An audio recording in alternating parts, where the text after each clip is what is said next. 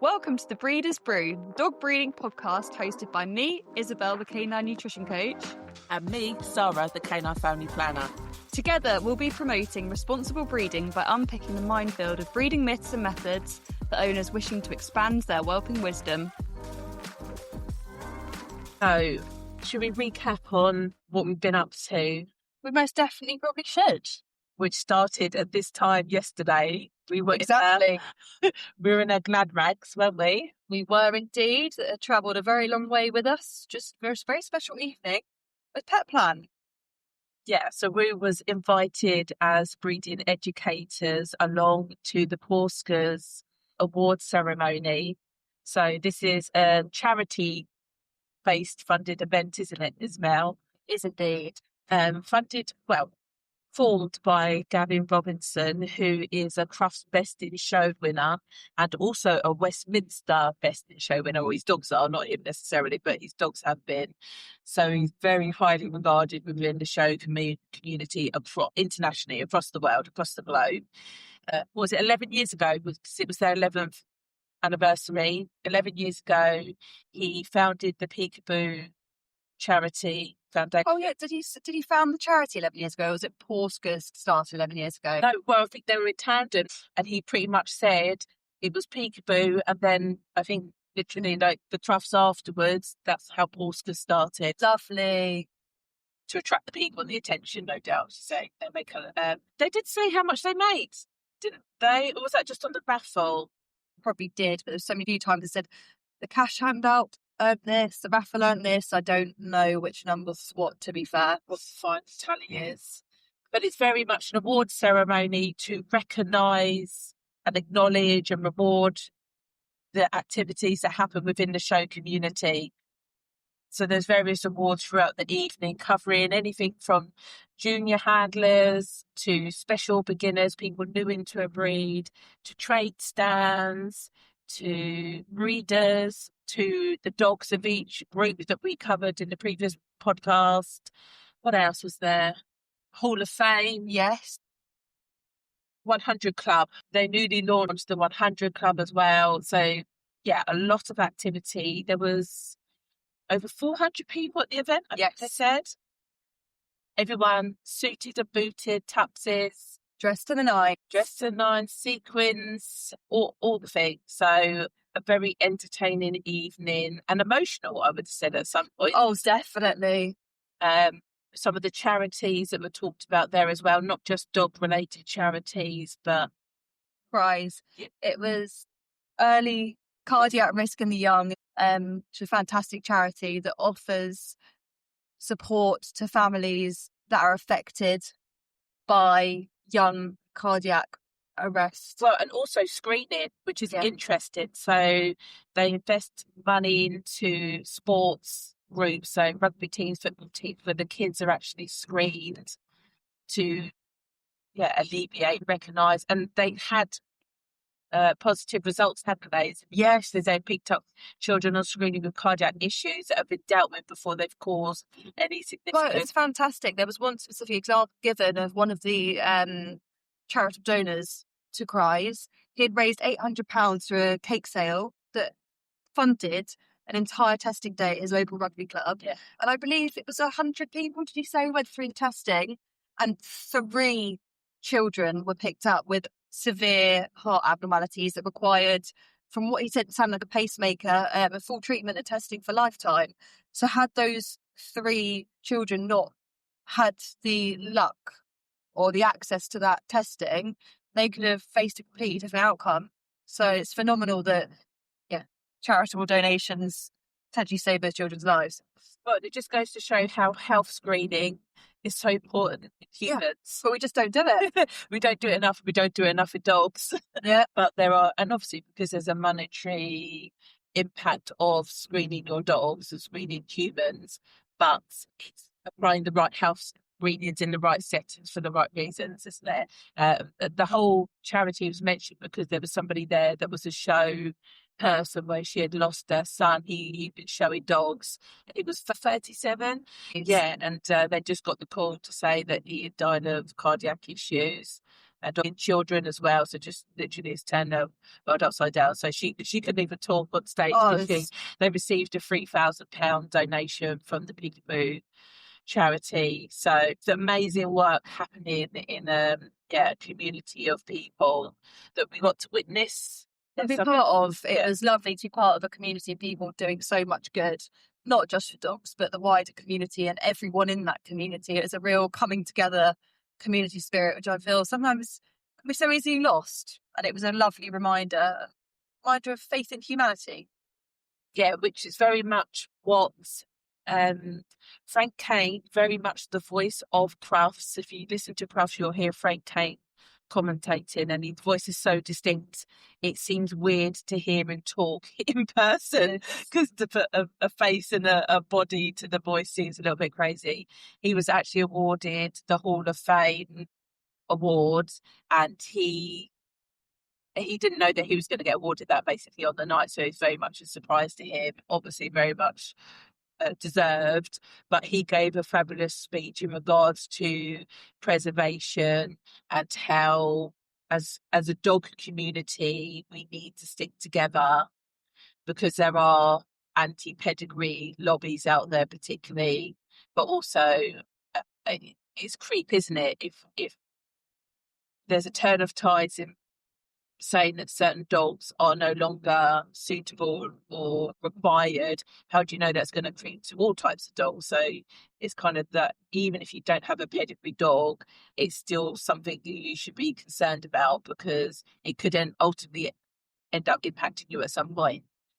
So he gave a really good speech, didn't he? I think his biggest point was the fact that we all need to really sort of work together for the future of our breeds and that everyone's breeds are at risk, whether that's because of external pressures, internal pressures, and it's about doing everything we can so that we can enjoy what we've got for many years to come. And that, in the same breath, requires uptake of health testing, because if we're not doing our health testing, we're not breeding from the healthiest stock. They might well be beautiful, but that's not preserving the longevity of the breed. That's doing nothing to appease the anti-pedigree lobbies either. The best thing we can do is take up arms and say, well, no, we are doing our best and we are doing all the health testing and the breeds are getting healthier and they are living long, healthy lives. And it was really lovely. And Frank Kane summed it up a million times better than what I just done there. But his quote in particular that I thought was lovely, which was along the lines of, we all want beautiful dogs. We all appreciate a beautiful dog, but without health, there's nothing. And it was definitely a sentiment that we took home with us, that actually maybe people aren't doing enough health testing. Yeah, it just needs to be for everybody. It's not just a small segment of people. It should be anybody that breeds dogs should be aware of the health testing that goes along with it. I quite liked when he talked about when he first went to his first Crufts, which by the sounds of it was a school trip or where his parents just put him in the care of other people and they said, please bring him back safely. And yeah, off he went. And he said he was amazed by it. And he said the magic that he felt then, he still feels at every Crufts that there is now. It's been going for 60 years. Yeah. He said the magic still hasn't worn off after 60 whole years. Yes. And as on the way up, we said, like, for some people, this is Christmas. This is their Christmas. This is their celebration. This is the thing that they count down to, that they find a bit like the Advent, the 12 days of Christmas. And we can't do another 12 days of Christmas. No. That'd be quite hard work. But it's one of the most important events in their diary. And for somebody that's been going for so many years and they still get the same sense of excitement and to agree, for him it's work. Like, he's commentating, he's in work mode and he still loves every minute of it. So hopefully we have him for many more years to come yet, because he's got a very nice soothing national treasure. His voice should be trademarked or whatever else. It's beautiful. We'll get that AI'd up and duplicated, won't we? And I thought there was a guy that had a really interesting, a very breeding relevant story. So was it Robert Tebert? I think it was called. Oh, Todd. What was it? Something. Oh, I don't know. Something to that effect. But he won an award, didn't he? There's a few of them. Was it top dog of the year? He won top all breeds. So there's eternal competitions, and basically when you win at group level and best in show level, you accrue points, and as we know, points makes prizes. And they've called him up to collect his award, and he seemed a really humble guy, just really genuine, down to earth. Just couldn't believe he won the award. And then they actually called onto the stage all the other category winners, so all the other utility held working, and he acknowledged all of them, and he remembered the name of all of their dogs, all of his competition. It was very impressive. But yeah, he knew all the dogs. He's been about round the ring. They're not just there to show the dogs off to as best as possible. So his dog actually won top all breeds, but then he actually won an award as top exhibitor. And they just told some really nice stories of his manner around the ring and sportsmanship. And they told a story of that he actually withdrew his top winning dog from a competition because somebody that had another dog bred by him was entered, and he needed one more CC to champ up, so he didn't want to block that dog, so he withdrew his dog, and the other dog was made up the champion. And he'd already got out of bed at 3 o'clock in the morning. He apparently lives in Wales, driven all the way to Birmingham to go, do you know what, I'm not going to show my dog. I might be on my own agenda, I might be trying to get this top all breeds award, but for these people that have breed this dog well, and the good owners, it decided he would withdraw for the right thing for them, so they would champ up their dog, because you can get blocker dogs, basically, especially if you've got a dog so prolific that you just can't get past them, even though you've got a good dog. If that dog's the momentum, all the stars have aligned, they've got the lucky charms on, and you just can't get past them. So it's really honourable thing to do, to withdraw his dog so that dog can get the recognition that they also deserve. So I tell you now, not many people would do that.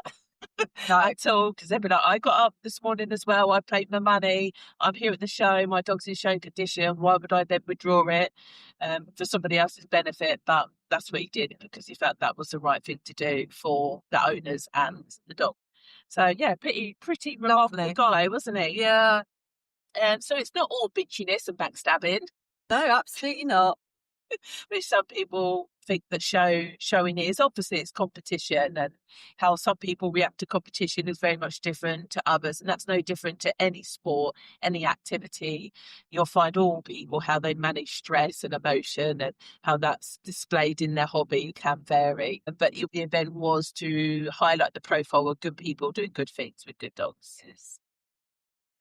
And then what do we do today after that tiring evening? After that lovely evening out, we hung up our glad rags, went to bed, woke up at the crack of dawn this morning, and marched the march to Crufts. And well, I think what we were nicely pleased about and impressed about, because sometimes there's this breeding stigma and anti-breeding slight undertone of that breeding exists, which obviously it does, otherwise they wouldn't have their dogs. So we had some conversations with various different trade stands, didn't we? We went to the Discover Dogs section as well, where you get to meet all the different breeds and their owners. And we were pleasantly surprised about the positivity around educating people to do things right. Yes, very much. And the support that can be offered to people if they're willing to reach out and take it. yeah, it's about how to look in the right place. What was very clear is you just need to know where to look to find it. There are these people out there that are incredibly passionate about their breed, that aren't closing off access to their stud dogs, or aren't closing off access to brilliant puppies that they're willing to let other people go out and enjoy. And it was lovely to see that in motion today on such a scale. Yeah, I think one of the big takeaways from the Discover Dogs section is most breeds have a breed club or a breed council, and I think they should be your first port of call to find out more about your breed, whether that be to find out where local shows are, to find out whether there's any local breed clubs to you, to find out the people that already have the breeds, to get their advice and knowledge, but also to find out about the health testing expectations there are of your breed. Looking for puppies. Sometimes they have these active puppy wait lists as well that you can join. And they're very much encouraging people to do things the right way, even how to find a puppy, what questions you should be asking, what's the standard expectations or protocols of somebody ethical, the way they rear their puppies, so you know whether things seem right or wrong. And all of these breeds seem to have these clubs where you can gain this information. So I think it's definitely worth just searching or Googling the breed that you're interested in and literally just put at the end breed club. Yep. Or breed council and see what comes up, because I'm sure they have websites that will give you more information. Or typically they'll have at least a health coordinator listed, that even if there isn't a lot of information online about what health testing you may need to do or the health of the breed, that's exactly why a health coordinator exists. They are somebody that has volunteered to fill that role to bridge the gap between owners, potential puppy owners, breeders, and enthusiasts, to make sure that health information is correctly passed around in that circle. So they are a contact absolutely to be used. Yeah, it's not just for show people. This is anyone interested in the breed. And I think it's just a nice way, even if you have a breed that you're interested in, you're not interested in showing, I think it's still worth joining breed clubs, because they have certain publications. Some of them have yearbooks once a year, or magazines or newsletters. And I think just to be soaking up information that way is a nice way to keep current with the status of your breed and the pressures they may or may not be under, or the changes or the expectations. It's a nice way to get information from the source, as purest as form as you can get, without it being diluted down on the internet, put through ChatGPT or any AI, or hearing it third hand. Or I just think it's quite nice to hear it, the people that are accountable for the breed's future direct, and trying to help other people be accountable for future generations of the breed in the right way. So we definitely recommend, if you do fancy going to crafts, make sure you go to the Discover Dog section and find some breeds and have some conversations, and have banners up with all the health testing. They gave us all leaflets, it up with stickers, all sorts. And it's a lovely way of meeting people in your breed as well. Like, obviously, a lot of you listening, you're breeding enthusiasts, or you're embarking on breeding your dog, or thinking about breeding your dog. The more people you can have conversations with and just take tidbits of information, gold nuggets away from, have a chat, stop and speak to people, understand. You may not know them. Don't be intimidated by them, because essentially they were where you were once upon a time. Everyone started somewhere, and they might well be able to point you in the direction of a fantastic stud dog, or a more experienced breeder in your area, or a local club in your area. And it can be such a valuable opportunity, not necessarily to network, but just to find out a bit more, really. Every day is a school day. For sure. I know the Bulldog magazine that goes out twice a year, they actually have a stud register in the back of their magazine. So if you didn't know where to find a stud, that would be a great place to get an idea of names, kennels, owners, and go from there. So there might be other breeds that have that same. You don't have to rely on an online platform being boosted every week or whatever. And just people just a bit more nearer the source, which I just think is a better way to be. What else did we learn from crafts or experience?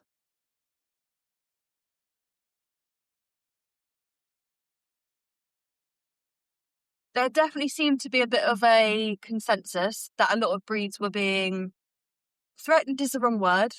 I would say about sort of colours and lack of, I don't know if it's information, education, but there was a growing concern around Discover dogs in certain breeds that numbers of carefully bred puppies was declining. Even if registrations were up, I think a lot of the stand at Discover Dogs, we were echoing the same message, which is we don't have enough quality puppies being bred.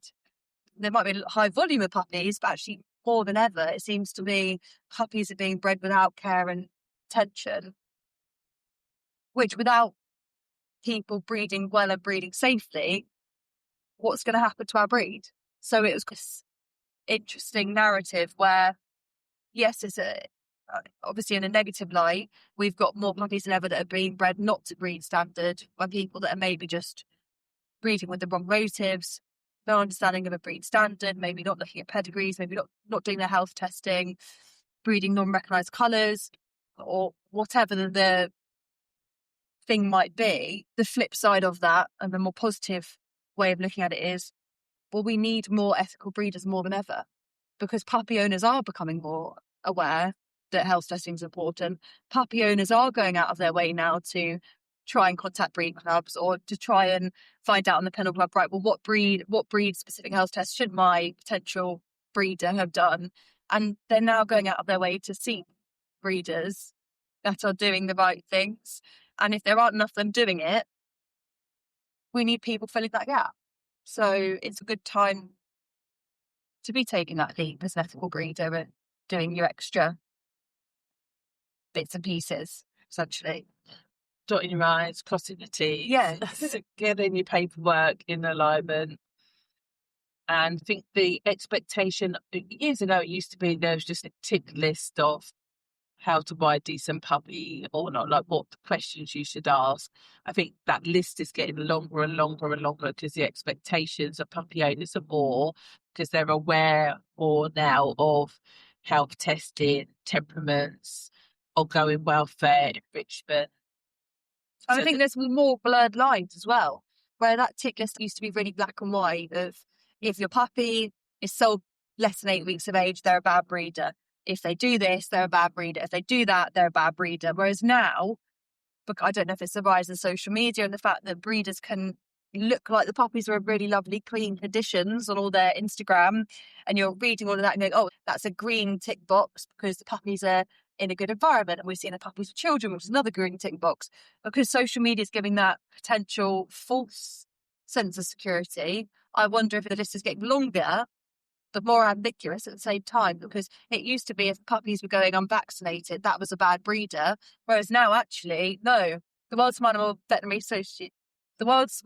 Veterinary Association are releasing more and more information by the year that actually, no, maybe puppies shouldn't be being vaccinated before the 8 weeks of age, and they should be leaving without their vaccinations if we want them to have longer term immunity. So it's interesting how some of these tick boxes before, due to modern day science and the more information that we're getting on, I can now understand that it could be more confusing than ever for a puppy buyer, because we were told actually no, they should be vaccinated, and now we're saying actually no, puppies should be unvaccinated. And I think the longer this list gets, arguably the more confusion there is for puppy buyers, I suppose. Yeah, it causes more confusion and more ambiguity, because, as you say, stuff has changed over time, which it was never more proved than us walking into the venue when we saw the new marketing campaign advert. There's more one way to crack a nut. Yes. Which we took our attention straight away. So what's this? What's this giant sign? And it literally said on the advertisement about veterinary practices have changed over time, and it was all about, there's been a change that you shouldn't necessarily be jumping straight to castration, that nowadays you can chemically castrate your dog, and there are instances that this may be way more beneficial than just assuming that you need to castrate your male as a matter of procedure and a matter of this is what we do. So it's interesting to see that advert, because that's not really show relevant, and in fact you can't show a castrated male, or you can, but you'd have to have veterinary letter to go with it. You have to take that letter to every time you're entered in a show, you'd have to show the judge, and it just becomes all quite a big faff to explain why the dog's been neutered. But chemical castration is a way that the dog is still entire, but equally becomes impotent, so it can't sire puppies. And so it's something that show people maybe been aware of, but obviously Crufts is very much to provide a platform for pet owners. So it's interesting they decided to put this advert out to people. So it's interesting how they're saying, actually, this might be applicable to you as a dog owner, not necessarily showing, but as a dog owner. And there are alternatives now. It isn't a black or white, as you said. There are alternatives. And so we need to educate you on the alternatives to give you more choice and selection as to whether you should be taking that as an option or not. So it's just echoed that it just goes to show the rate of the level of healthcare that dogs have now is phenomenal. It's human MRI scans, it's human level care that they're having. And obviously there comes a financial price of that, but also it gives you more options, which is amazing because it's no longer is a this or this kind of decision, which means typically you go to the vet, you've got opportunity to have a tiered treatment plan and do something that's specific and beneficial to your dog and you and their lifestyle rather than just historically going on what's been available. Which the same goes for either puppy buyers or breeding. It's not black and white. There isn't one right decision for everyone. There's not one right path to follow when breeding. It is about having those discussions, weighing up what's right for your dog, for your lifestyle, your breed, your background, the 3B lens, if you've heard us talk about that before. It's really important to consider the landscape as a whole. Like, what's the most modern science? What have we got available to us? What are the options? And breeding is this very fine art, fine balance of just constantly trying to do your best for the dog that's in front of you. But also accepting that it's going to change.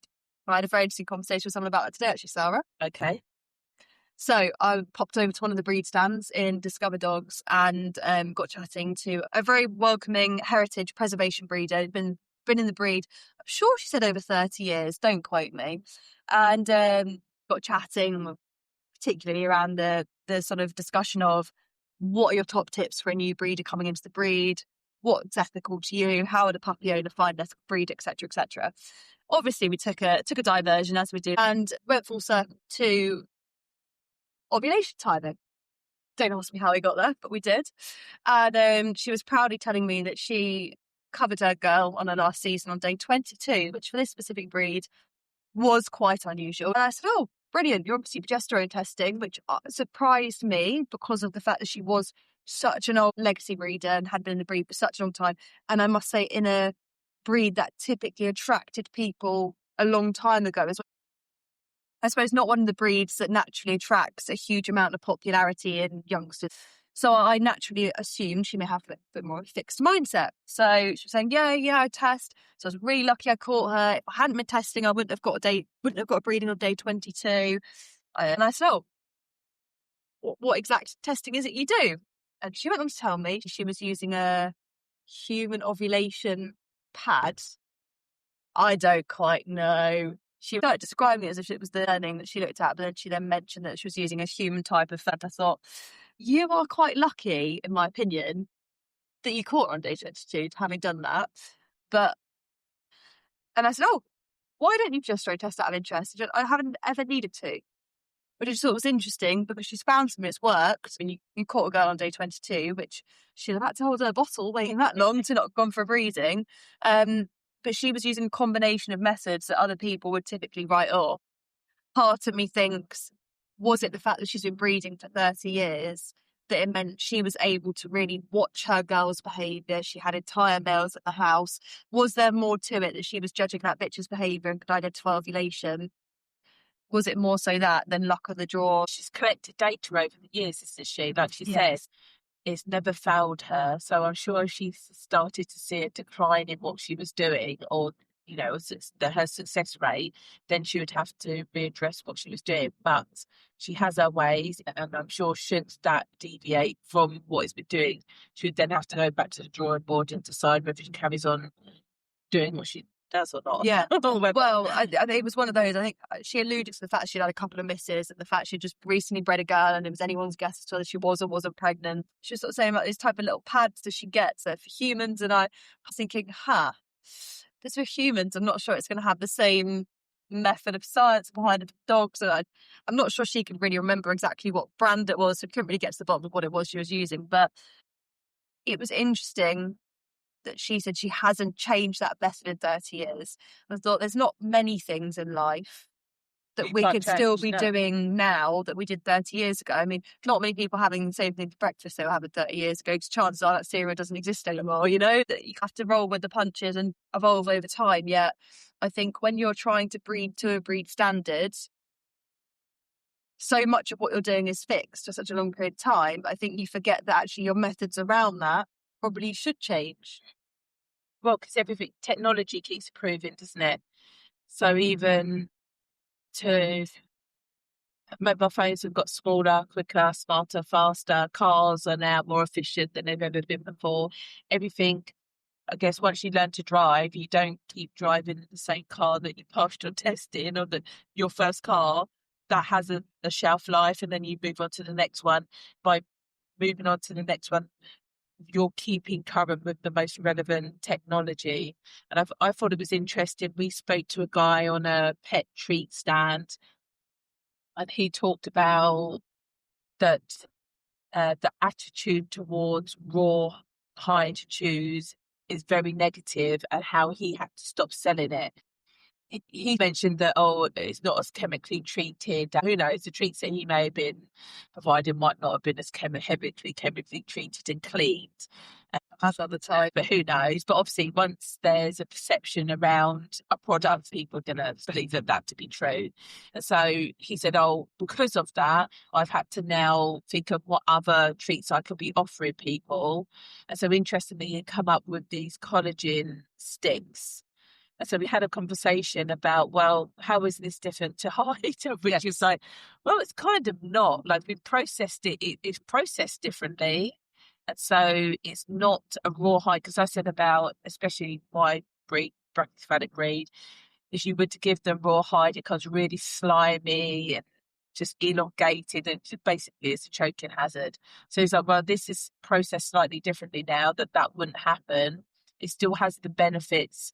And it was just interesting, the rebrand, because now it's a collagen stick rather than a raw hide chew, even though technically it's probably the same kind of product, just packaged up a different way. I reckon it's the same product that has been I think it's gone through an extra round of processing, because it's gone from rawhide to broken down into a smaller building block, e.g. collagen, and then it's been mushed with other things, moulded into a shape, gone through some sort of heating process to then make it a stick.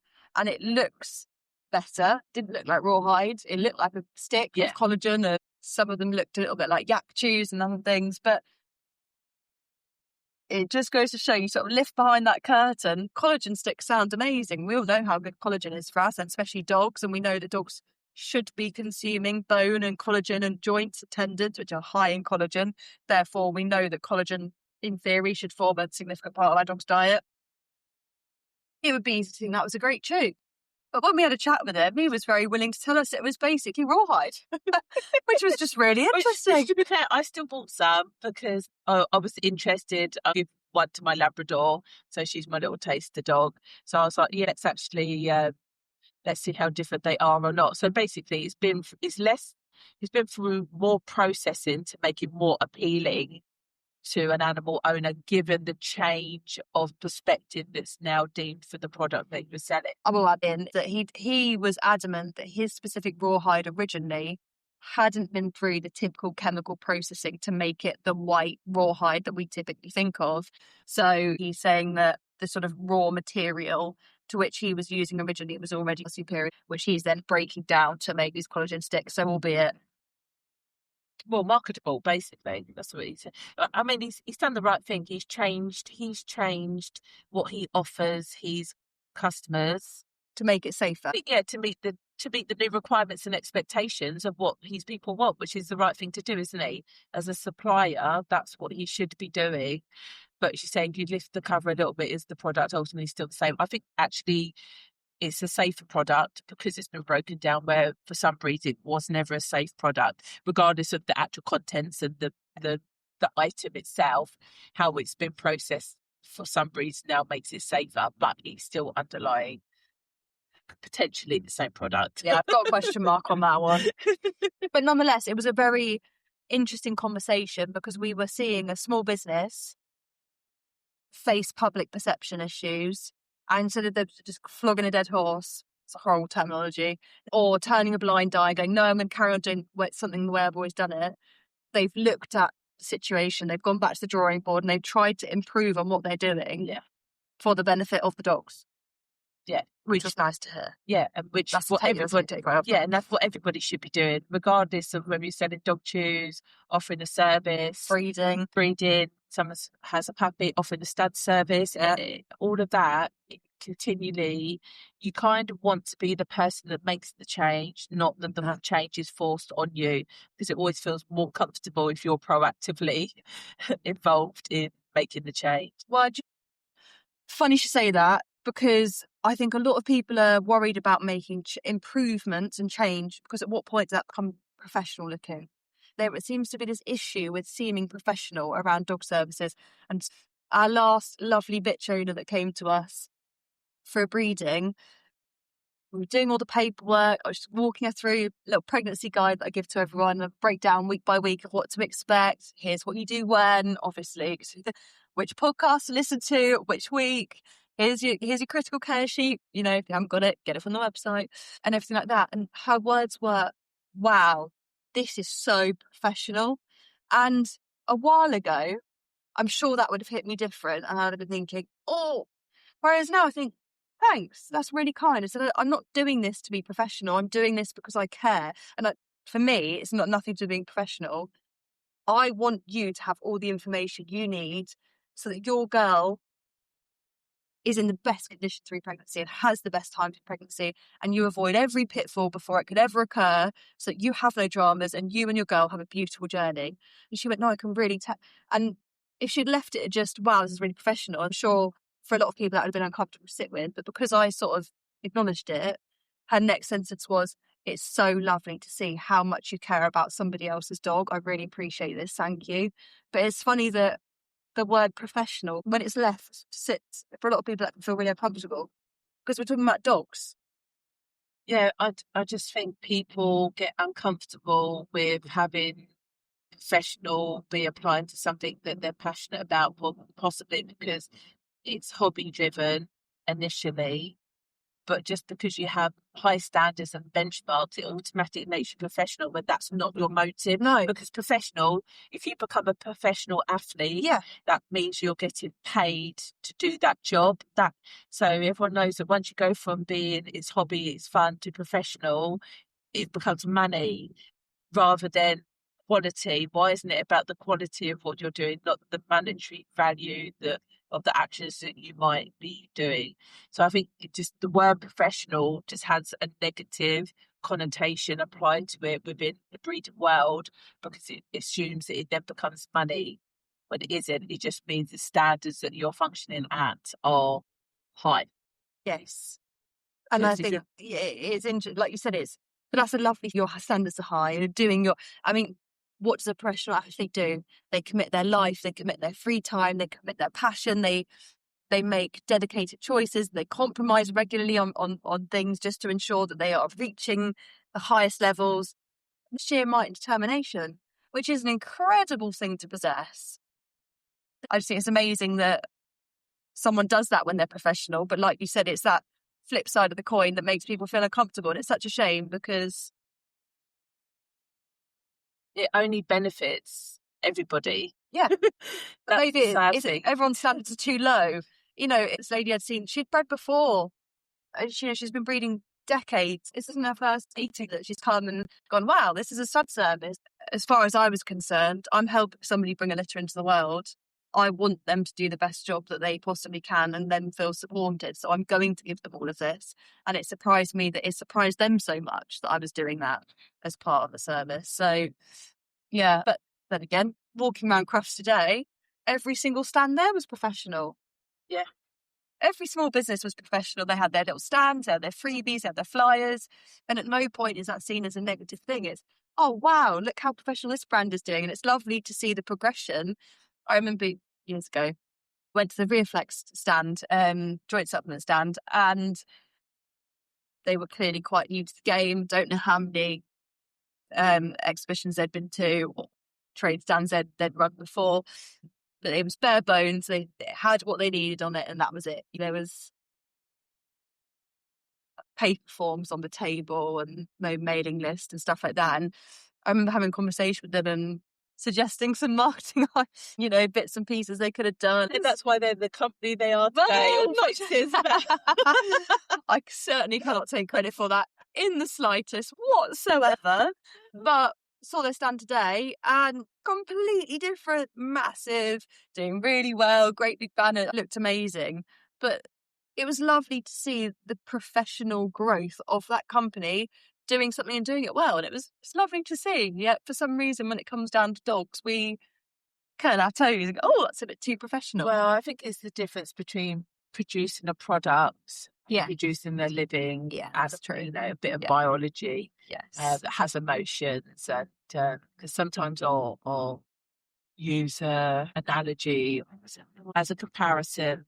Okay, compare a puppy to a car, which obviously you can't. No. Like, the worlds apart, but sometimes that's the easiest reference point to use for people, because spend a lot of time with a car. People. Cars are expensive, they change a lot over time, and cars go in and out of fashion, don't they? Designs go in and out of fashion. That's no different to dogs, unfortunately, but it's a living bag of biology, so it is different. And the responsibilities of, I don't know, like car bills nowadays, MOTs, insurances, road tax, tyres, feels pretty similar. But the sad thing, I guess, obviously the breeding license is meant to bridge that gap of professionalism and welfare of the dogs, but it's not there yet.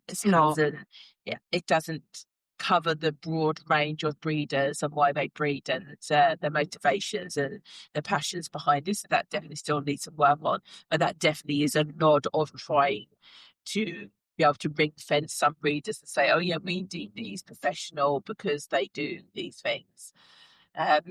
What would you say was your biggest takeaway, overall from the experience of Crufts? I mean, would you recommend people go? 100%. If you have an interest in dogs, full stop, there is something there for everyone. Whether your passion is to do with training or you've got a particular hobby, there's everything. You've got the demonstrations, you've got obedience, you've got flyball, you've got heel work to music, you've got pure confirmation classes, you've got Discover Dogs, you've got all the trade stands. So if you're particularly interested in nutrition and you want to go and have a chat with all the experts, well, I say experts, maybe some of the dog food stands, maybe not so, maybe just more sales techniques, but there are a lot of dog food stands there that are incredible. You can go and have a chat with people, potentially even the founders are there. And there's a lot of incredibly welcoming, warm people that just want to have a chat with other dog owners. And it's a lovely place to be, because being a passionate dog owner can be isolating at times unless you've got that network. And it's lovely to be reminded that there's that many people that are like you, indulging in a beautiful hobby. Yeah, I think there's definitely something for everyone. It's hard to think of all the different pockets of activity, because if you're not in that pocket, you don't necessarily know about it. So I'm a show person, so I don't know the ins and outs of agility. It's a loud place. There's a lot going on. Yes. The low level continual noise is quite loud in itself, and then there's activities and mic'd rings, and there's something going on. Information, visual overload. Lots of trade stands, lots of people trying to lure you in to learn more about what they have on offer. And I think it's interesting to see some of the food suppliers now, manufacturers. Some of them are very proactive with their marketing, aren't they? Like the people literally been trained very well with some very convincing words to get a conversation going. So they can educate you on what they've got available. Others are a bit more laid back and a bit more passive. But it obviously shows that it's a massive industry. Yes. Because it just felt there's a lot of variety this year. More so, actually, I felt last year. I think before I've kind of walked around and it's been like there's clothes stuff, there's dog leads and collars, your coat stand and dog foods. That plays it down massively. It's always been phenomenal. But this year I feel more so than ever. I think it's because the niches are growing. I think the spectrum of dog products is growing. Like we were saying, one of the stands we did a film of earlier, we've got products that are blurring lines between home products and dog products. And dog furniture and actually dog transportation equipment that is made by children car seat developers. And like, the lines are just blurring everywhere, and it's because the demand's there. Yeah. The more people that get dogs, the more products that people are going to want, and the more we have access to internet and social media, and we see what other people are doing and have other ideas, we're going to want to seek out these new wonderful products. Yeah, I feel that there was a lot less. There's human stalls there. There always are, selling bits and bobs. I sometimes, some years, it's felt like there's quite a lot of those, and less of the dog specific. But as you say, I felt like wasn't that many human off-brand dog related stalls, and that there were new ones popping up. So, for instance, the odor catcher one was interesting because I felt like they were trying to replace Febreze. I did wonder. It looked much more upmarket. I was very impressed with the whole Italian design of the stand. It was, but it was interesting because he said, "Oh, we have 3 different variations of a product, and they were color coded, like a blue one, a green one, and an orange one." But he said, "Oh, the orange one I haven't even bought in because that's about cooking smells in the kitchen, and obviously you're more interested about dog smells, which the other 2 are more suitable for." So he knew his niche of why he was there, what specific products are going to be relevant to the people that were there. And in fact, the stalls were all pretty well. Sometimes, and no disrespect, there's quite a lot of charity-based stalls there as well. But I didn't actually feel like they were there, but there wasn't loads of them. I think the same number were there. I think it's the diversity of other stands has increased. So like you were saying before, there's a lot of human stands. There'd be like human jewelry stands and, outdoors wear stands around every corner. They're still there, but there's a fewer of them because I think there's more diversity. For example, we walked past an entire stand that sold intimate wipes for dogs. There was an entire stand that sold paw balms. There was an entire stand for cat shampoo. Whereas before, I feel those much more niche products. It would be a grooming stall with those little bits on. Yeah, that's true. So I think it reflects the fact that people love their dogs more than ever. We've got more dogs on the planet than ever. We've got more dog owners than ever. Dog ownership is on the rise still. And people want to spend and look after their pets better, which is a lovely. I loved doing all the window shopping. It was fascinating, and I want to put a negative spin on it. But on the other hand, the more products there are available to you, the more you arguably might be able to go wrong. Because the many good ones there are, there's going to be bad ones. So, as with anything, just got to practice logic. Sounds too good to be true. It probably is. Well, I think it's one of those, you don't know until you know. And I think if you consider yourself a dog owner, past, present, future, I think you have to go to Crufts. It should be one, as a dog owner, you should tick that box and experience it yourself. You might never go again. It might not be your bag, but I think it helps you understand the industry, what's available to you, the variety that's on offer, any niche sections that you're into. And so I think you should go at least one. At the end of the day, if you're listening to this, flying the ball in our conversations, if you're part of our circle, it's because you are a seriously passionate dog person. We were laughing in the last podcast. Never mind crazy cat ladies, we're crazy dog ladies. We are. We adore our dogs. You're in that category. Welcome to the crazy dog world. But if you are, you really should be engaging in educational opportunities because you owe it to your dogs. You owe it to them to make sure you are up to speed. You might think the dog food you're feeding is great, but you might walk around Crufts, walk past that stand, see that stand, oh, that's empty. Why is there no one there? Go round the corner and see another new brand that you've never heard of that's absolutely heaving at the seams. Have a chat with one of their representatives and find out, actually, that food's no more expensive, but it's less ultra processed, it's more fresh, and your dog's going to be healthier on it. And you can make a switch as a direct result of walking around that corner and improve a dog's life forever. But had you not gone to Crufts, you might never have unearthed that topic of I think it definitely puts a personality to a brand.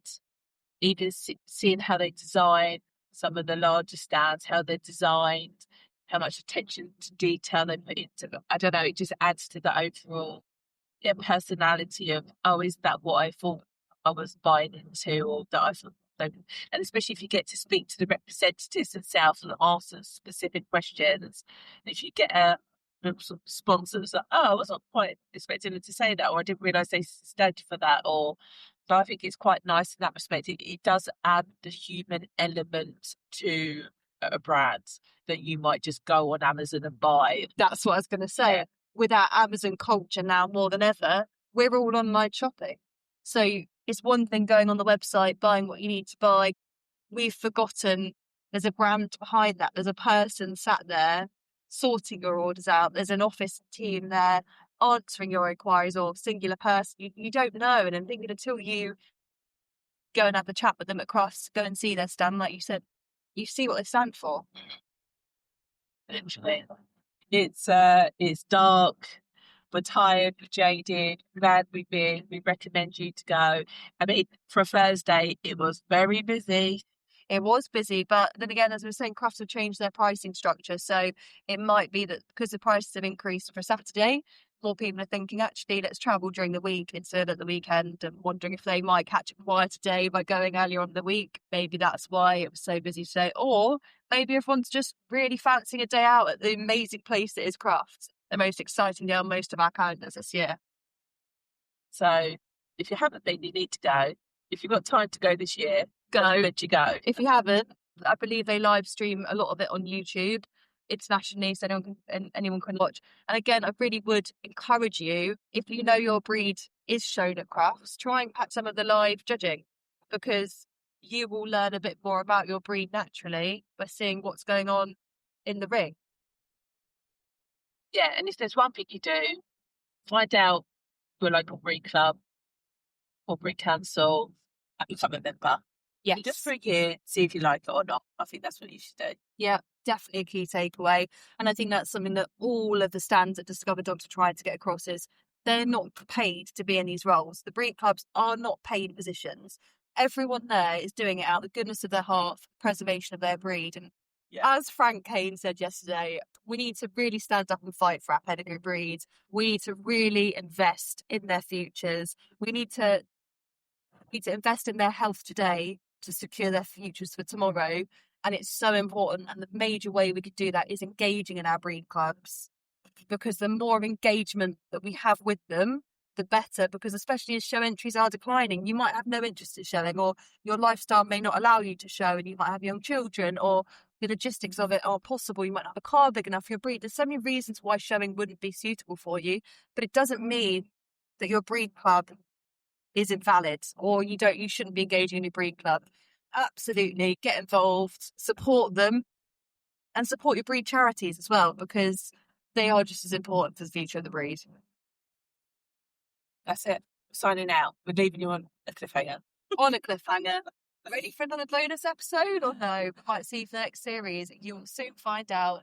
But if you want to hear more from us, hopefully you haven't missed us too much. If you haven't missed us, don't forget we do have live calls very regularly inside the Welcome World Support Club.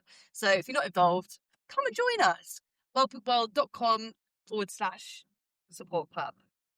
We'd love to see you there. Carry on the conversation. And also, if you love a good bit of Facebook, you can find our private group on there, the Breeders Brew community.